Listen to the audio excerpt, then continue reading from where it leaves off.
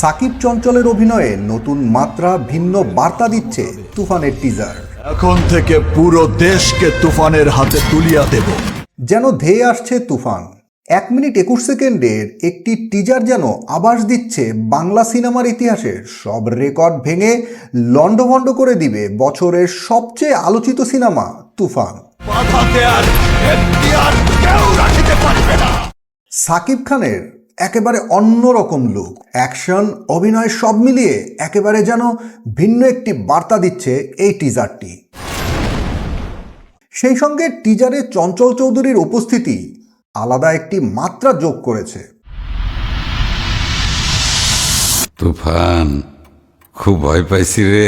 মঙ্গলবার বিকেলে Alpha I, Chorki ও এসবিএফ এর অফিসিয়াল সোশ্যাল মিডিয়া পেজ থেকে প্রকাশ করা হয় টিজারটি।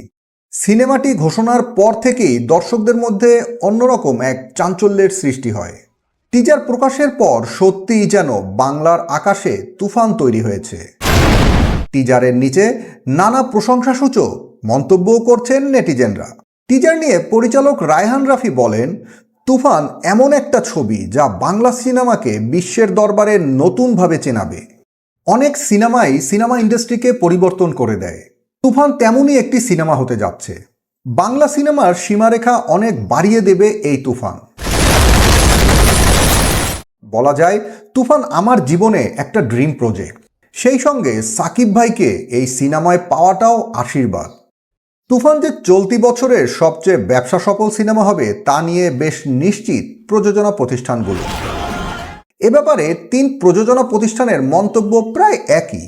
এসবিএফ এর পরিচালক ও সহ প্রতিষ্ঠাতা মাহেন্দ্র সোনি, আলফা আইয়ের স্টুডিওজ লিমিটেডের ব্যবস্থাপনা পরিচালক শাহরিয়ার শাকিল ও চরকির প্রধান নির্বাহী কর্মকর্তা রেদওয়ান রনি বলেন, তারা বেশ আনন্দিত সিনেমাটির টিজার ও কাজ নিয়ে। প্রযোজনা প্রতিষ্ঠানগুলোর ভাষ্য, বড় পর্দা মানেই সাকিব খান।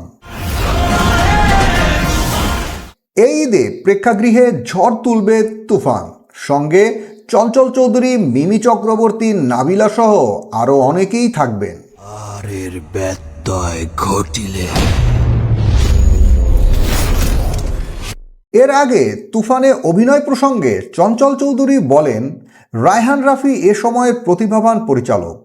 তিনি আলাদা একটা দর্শক তৈরি করেছেন। সেদিক থেকে তার প্রতি আমার আস্থা অনেক। আর এত বড় 3টি প্রযোজনা প্রতিষ্ঠান এক হয়েছে, অবশ্যই ভালো কিছু হবে। আগামী ঈদুল আজহায় প্রেক্ষাগৃহে মুক্তি পাবে তুফান সিনেমাটি। এদিকে সোশ্যাল মিডিয়ায় টিজারটি প্রশংসার পাশাপাশি বেশ কিছু মিশ্র প্রতিক্রিয়াও জানিয়েছেন নেটিজেনরা। কেউ কেউ তো মন্তব্য করেই বসেছেন, কেজিএফ ও এনিমেলের সংমিশ্রণে তৈরি করা হয়েছে এই তুফান।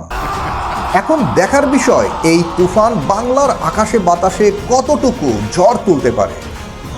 Team entertainment news desk.